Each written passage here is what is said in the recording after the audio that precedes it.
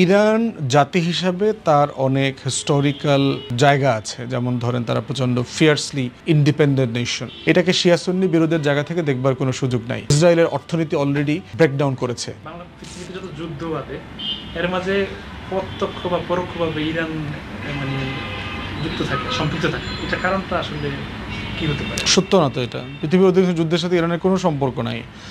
আপনি দেখেন গত কয়েকদিন আগে, গত 1-2 বছর আগে হংকংয়ের দখল ফিরায় নিল চায়না, যেটা আরও অনেক বছর বাকি ছিল। 50 বছরের একটা ছিল, কমিটমেন্ট ছিল।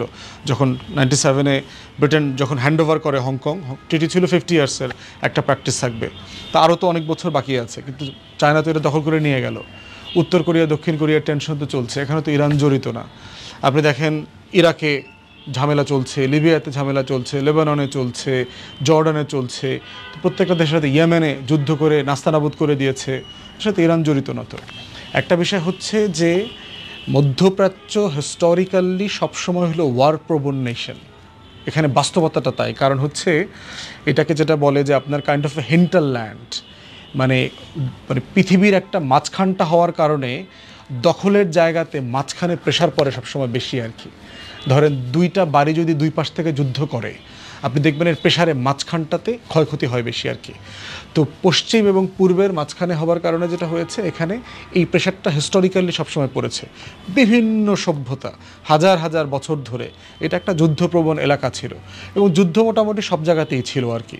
পার্সিয়াতে চিন্তা করেন, হাজার হাজার বছর ধরে তারা যুদ্ধ করেছে, তাদের সিভিলাইজেশনের আগে এবং পরে, সাফাবিদরা আসার এবং আগে এবং পরে, মঙ্গলরা গিয়ে পুরো ইরান, বর্তমান পার্সিয়া নাস্তানাবুদ করে দিয়ে আসছে। বাগদাদ পর্যন্ত আপনার এই যে 1258 সাল থেকে শুরু করে এর আগে পরে মিলায় আপনার, অতএব ইরান এখানে একমাত্র দেশ অথবা মানে হওয়া না হওয়ার বিষয় জড়িত নাই। এগুলো হচ্ছে ক্ষমতার রাজনীতি, যা আপনার দখলের স্বার্থ আছে, আপনার সম্পদ দখলের নিয়ন্ত্রণে রাখবার একটা স্বার্থ আছে, এলাকা দখলের একটা স্বার্থ আছে, ইসরায়েলের নিরাপত্তা দেওয়ার পশ্চিমের একটা কমিটমেন্ট আছে, ইউরোপ এবং আমেরিকা মিলে এর অনেকগুলো জায়গা এখানে জড়িয়ে আছে। অতএব যুদ্ধকে আপনি শুধুমাত্র দেশ অথবা একটা সময়কে আপনি করতে পারবেন না, নিয়ন্ত্রণ করতে পারবেন না, এর সাথে অনেকগুলো ফ্যাক্টরস জড়িত। কিন্তু ইরান আসলে পরাশক্তির দিকে যাচ্ছে বলে অনেকে মনে করছে, এবং অনেকে ভয় পাচ্ছে আর কি। ইসরায়েল যেটা করলো, যে ভয়ের কারণে তো সেটা করলো, আসলে কি তাই কিনা? ইরান জাতি হিসাবে তার অনেক হিস্টোরিক্যাল জায়গা আছে, যেমন ধরেন তারা প্রচণ্ড ফিয়ার্সলি ইন্ডিপেন্ডেন্ট নেশন। ইরানিয়ানদেরকে যে আমি দেখেছি, টার্কিশ, এরা প্রচণ্ড স্বাধীনচেতা মনোভাব। এবং আমাদের দেশেও আমরা দেখেছি যে তুর্কি ইরানি বংশোদ্ভূত মানুষ যারা আছেন, তারা প্রচণ্ড তর্কবাজ মানুষ। তারা একটা জিনিস বুঝলে এটা আবার না বোঝার ফেরানো যায় না আর কি। লম্বা সময় তর্ক করে যেতে হয়, রাত পার হয়ে চলে যায়, তাদের সাথে তর্ক করতে হয়। ইরানিয়ানরা দেখবেন এরকম তর্কবাজ মনে হয়েছে আমার কাছ থেকে, ওই অঞ্চল থেকে যারা আসছে এরাও এরকম। তো সেই বাস্তবতায় আমরা দেখেছি যে তার সুপার পাওয়ার একটা আকাঙ্ক্ষা আছে, তার একটা শিয়াইজম আছে। তার আকাঙ্ক্ষা মানে এটা না সে সুপার পাওয়ার হয়ে গেছে। এরপরে হচ্ছে আবার সুন্নি ওয়ার্ল্ড আছে চারপাশে, তার সাথে একটা হিস্টোরিক্যাল প্রতিদ্বন্দ্বিতা তার আছে, যে তারা সম্পর্কের একটা জায়গায় যে টেনশন আছে। সৌদি মনে করা হয়, সৌদি আরব সুন্নি ওয়ার্ল্ডের নেতা, তো শিয়ারা মনে করতেছে যে আমাদের নেতা তো হলো ইরান। ইরানের বিপ্লবের পরে এই টেন্ডেন্সিটা ডেভেলপ করেছে, এবং তারা সায়েন্স টেকনোলজিতে যথেষ্ট ডেভেলপ করেছে, কোনো সন্দেহ নাই। আমেরিকার সেই 1979-এ আপনার ইরানিয়ান রেভলিউশন হওয়ার পর থেকে কন্টিনিউয়াস স্যাংশনের মধ্যে আছে। স্যাংশনের পরেও যে আপনার এই 45-46 বছর থেকে তারা যে টিকে আছে, তারা কিন্তু হিউজলি সাকসেসফুল নেশন। এই জায়গা থেকে যদি চিন্তা করেন, তাদের কিন্তু অর্থনীতির অবস্থা কিন্তু ভালো না, খুবই খারাপ অবস্থা। এবং বাংলাদেশের থেকে কোনো অংশে কোনো খারাপ তাদের অর্থনীতির অবস্থা।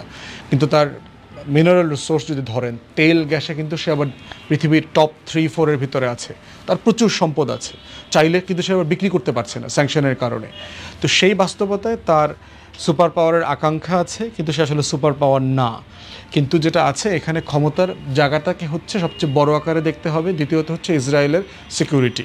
মধ্যপ্রাচ্যে প্রত্যেকটা যুদ্ধের সাথে সম্পর্ক হচ্ছে ইসরায়েলের যে জায়নিস্ট প্ল্যান আছে, এইটাকে সেফ গার্ড করবার জন্য হচ্ছে ইউরোপ এবং আমেরিকা।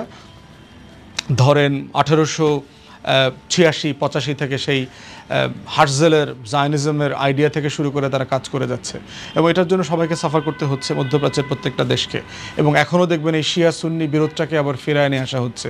এটাকে শিয়া সুন্নি বিরোধের জায়গা থেকে দেখবার কোনো সুযোগ নাই, বরং এটাকে দেখা দরকার একটা হেজিমুনির জায়গা থেকে, আধিপত্যের জায়গা থেকে দেখা দরকার যে এটা পশ্চিমের একটা চাপিয়ে দেয়া যুদ্ধ। ইসরায়েল একটা ভ্যাসেল স্টেট, একটা প্যারায়া স্টেট, তারা এই যুদ্ধটাকে চাপিয়ে দিয়েছে এবং সেটা দিন শেষে কারোর জন্য ভালো হবে না, ইরানের জন্য ভালো হবে না। এই যুদ্ধ কন্টিনিউ হইলে তারা সাফার করছে অলরেডি, আর ইসরায়েলের অর্থনীতি অলরেডি ব্রেকডাউন করেছে।